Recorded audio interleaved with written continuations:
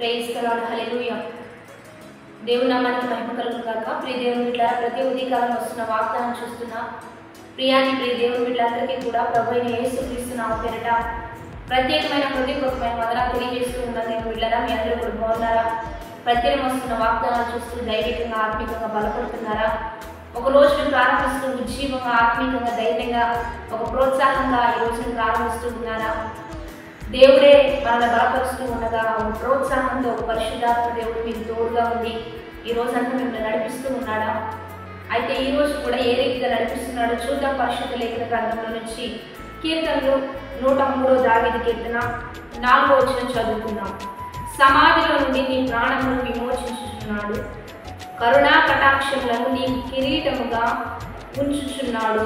ఈరోజు దేవుని బిడ్డలారా, దేవుడు బలమైన వాక్కునిస్తున్నాడు. ఏమనంటే సమాధిలో నుండి నీ ప్రాణమును విమోచించుచున్నాడు. అంటే చనిపోయిన పరిస్థితుల్లో, ఇప్పుడు సమాధి అంటే ఒక మృతతుల్యం అయిపోయిన ఒక దేహం ఉంచేటువంటి పరిస్థితి. ఈరోజు కొన్ని పరిస్థితులను బట్టి చచ్చిన స్థితిలో నువ్వు ఉంటున్నావా? కృంగిపోయిన స్థితిలో నువ్వు ఉంటున్నావా? మరణ పండకాలు మరణ భయంతో నలిగిపోతున్న పరిస్థితుల్లో నువ్వు ఉంటున్నావా? ఈ వాగ్దానం ద్వారా దేవుడు నిన్ను విమోచించబోతున్నాడు, నిన్ను లేవనెత్తబోతున్నాడు. ఏ స్థితిలో నువ్వు ఉన్నా, కూరుకుపోయిన అప్పులనే బంధకాలు, అనారోగ్యము, లేకపోతే ఆర్థిక ఇబ్బందులు, శారీరక బలహీనతల చేత ఒకవేళ నువ్వు కృంగిపోతున్నా, సమాధిలోకి దిగి వెళ్ళిపోతున్నా, నిన్ను విమోచించడానికి ఉదయకాలమే దేవుడు నిన్ను దర్శిస్తున్నాడు, నిన్ను లేపుతున్నాడు. ఆ భయంకరమైన గోతిలో నుంచి, ఆ సమాధిలో నుంచి, ఆ కుళ్ళు పట్టుకుపోయిన ఆ భయంకరమైన ఆ వాతావరణం నుంచి దేవుడు నిన్ను లేవనెత్తుతాను అనే వాగ్దానం ఇస్తూ ఉండగా ధైర్యం తెచ్చుకోవాలి. కరుణా కటాక్షములను నీకు కిరీటముగా ఉంచుచున్నాను. కరుణా కటాక్షము, ఎక్కడికి వెళ్ళినా నీ అందు దేవుడు కరుణ ఉంచబోతున్నాడు, కటాక్షం ఉంచబోతున్నాడు. నీవు ఎవరి వద్దకు వెళ్ళినా వారి దగ్గర నీకంటూ ఒక మంచి పేరు, నీకంటూ ఒక మంచి స్థానం, నీ మీద అనేకులు పడే విధంగా, అనేకులు కనికర పడే విధంగా, నీవు అనేకులు చూసినప్పుడు నీవు కూడా ఒక కనికరంతో దయతో కదిలే విధంగా దేవుడు నీకు ఫేవరబుల్గా ఉండబోతున్నాడు. కిరీటము అంటే అది రాజ్యాధికారానికి గుర్తుగా ఉంటుంది కనుక దేవుడు నీకు ధరించి నిన్ను ఆశీర్వాద పదంలో నడిపించబోతున్నాడు.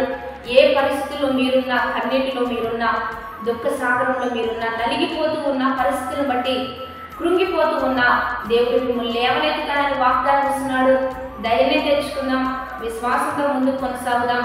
ఎన్ని వచ్చినా ఏది వచ్చినా రెండంతల ఘనతని మర్చిపోవద్దు.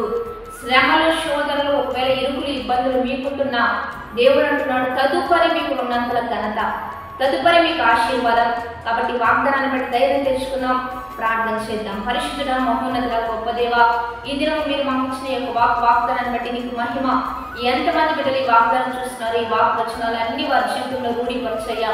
నూరంతల ఆశీర్వాదం, కృంగిన వేళల్లో, నలిగిపోయిన స్థితిలో, చేదాటిపోయిన పరిస్థితుల నుంచి వారిని లేవనెత్తండి. ఉన్నతంగా ఎక్కలేని ఎత్తైన కొండపైకి మీరు ఎక్కించి ఉన్నత శిఖరాలు అధిరోహించే విధంగా వారు పనిచేస్తున్న ఉద్యోగంలో అయినా, వారు చదువుకుంటున్న స్కూలింగ్లోనైనా, కాలేజీలోనైనా, వారు ఎక్కడ వృత్తి వ్యాపారాల్లో ఎక్కడ వారు ఉంటున్నా, వారి సంఘాల్లో, వారి గ్రామాల్లో, వారి పట్టణాల్లో, ప్రాంతాల్లో ఆశీర్వాద పదంలో వారిని నడిపించయ్యా. లేపయ్యా, ఉన్నతంగా ఆశీర్వదించండి. కరుణా కటాక్షంతో అలంకరింప చేయండి. మంచి పేరు, ప్రఖ్యాతి, కీర్తి, ప్రతిష్టలు ఇచ్చి నీ నామానికి మహిమ తెచ్చుకొని ఈరోజు బాటేస్ మ్యారేజ్ డే జరుగుతున్న వారికి దీవెనలు, శుభములు ప్రకటిస్తూ నీ నామానికి మహిమ తెచ్చుకోమని ప్రభు అయిన యేసుక్రీస్తు నామమున పేరిట అడిగి వేడుకొని ప్రార్థిస్తూ నాము గొప్ప తండ్రి, ఆమేన్. కాబట్టి దేవుని బిడ్డలారా, వాగ్దానాన్ని బట్టి ధైర్యం తెచ్చుకుందాం, దైవ వాక్కును బలంగా పట్టుకొని ముందుకు కొనసాగుదాం. ఈ రోజంతా మీకు దీవెనకరంగా ఉండాలని మనస్ఫూర్తిగా కోరుకుంటూ హ్యాపీ బ్లెస్డ్ డే. ఆమేన్.